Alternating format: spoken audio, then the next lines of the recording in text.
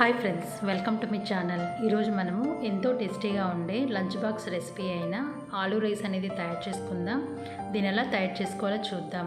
ఇప్పుడు stove on చేసి ఒక ప్యాన్ పెట్టి ఇందులోకి 2 టేబుల్ స్పూన్ల ఆయిల్ అనేది వేయండి. ఆయిల్ అనేది కొద్దిగా వేడవనివ్వండి. ఆయిల్ అనేది కొద్దిగా వేడైపోయిన తర్వాత ఇందులోకి మనం కట్ చేసి పెట్టుకున్న ఆలుగడ్డ ముక్కలను అందులో వేసేసేయండి. ఇప్పుడు ఈ ముక్కలకు సరిపడా ఉప్పు, కారము, అలాగే కొద్దిగా పసుపు అనేది వేసేసుకొని ఈ ఆలుగడ్డ ముక్కల్ని మీడియం ఫ్లేమ్లో మంచిగా ఫ్రై అవ్వనివ్వండి.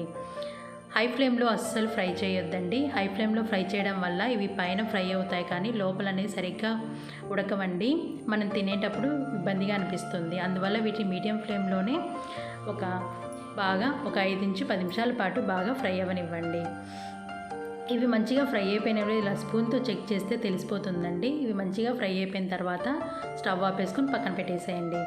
ఇప్పుడు స్టవ్ ఆన్ చేసుకొని వేరేగా గిన్నె పెట్టేసి ఇందులోకి 2 టేబుల్ స్పూన్ల ఆయిల్ వేయండి. ఆయిల్ అనేది కొద్దిగా వేడైపోయిన తర్వాత 2 యాలకులు, 2 లవంగాలు, ఒక చెక్క, బిర్యానీ ఆకు వేసేసి కొద్దిగా ఫ్రై అవ్వనివ్వండి. ఇవి కొద్దిగా ఫ్రై అయిపోయిన తర్వాత ఇందులోకి ఉల్లిపాయ ముక్కలు, పచ్చిమిర్చి ముక్కలు, అలాగే కొద్ది కరివేపాకు కూడా వేసేసుకొని ఇవన్నీ కొద్దిగా కలర్ మారేంత వరకు ఫ్రై అవ్వనివ్వండి.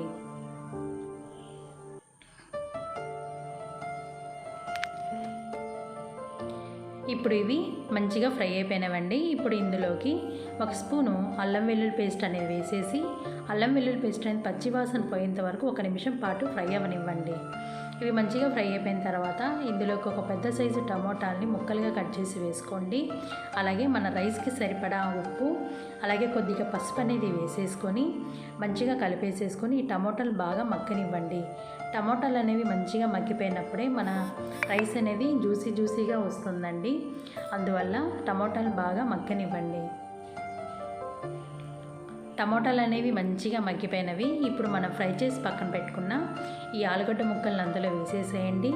ఇప్పుడు ఇందులోకి 1 స్పూన్ ధనియాల పొడి, ఒక 1/2 టీ స్పూన్ మిరియాల పొడి, ఒక 1/2 టీ స్పూన్ గరం మసాలా, ఒక 1/2 టీ స్పూన్ కారం పొడి వేసేసి ఒకసారి మంచి కలిపేసేసుకోండి. ఇలా మంచి కలిపేసుకున్న తర్వాత దీన్ని ఒక 2 నిమిషాల పాటు మగ్గనివ్వండి. ఒక 2 నిమిషాల తర్వాత మనం ఉడికించుకున్న అన్నాన్ని ఇందులో వేసేసి మంచి కలిపేసేసుకోండి. ఇలా అప్పుడే వేడిగా ఉడికించుకున్న అన్నంతోనే కాదండి, మన రాత్రిపూట మిగిలిపోయిన అన్నంతో కూడా ఇలా రైస్ చేసుకోవచ్చు. చాలా టేస్టీగానే ఉంటుంది. ఇలా మంచి కలిపేసేసుకొని 1 నిమిషం పాటు దీన్ని మగ్గనివ్వండి.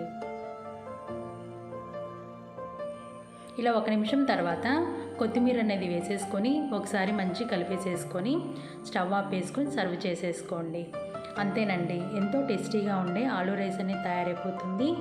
ఇది ఇలా డైరెక్ట్గానే తినేయచ్చు, లేకపోతే రైతాతో అయినా సర్వ్ చేసేసుకోవచ్చు. మీకు ఒకవేళ ఇష్టమైతే నిమ్మకాయని ఇలా పిండేసుకొని తినేసేయచ్చు. ఒకసారి ఇలా ట్రై చేసుకొని తినండి. మళ్ళీ మరొక వీడియోతో మళ్ళీ కలుద్దాం. Thanks for watching. Please like, share, subscribe my channel.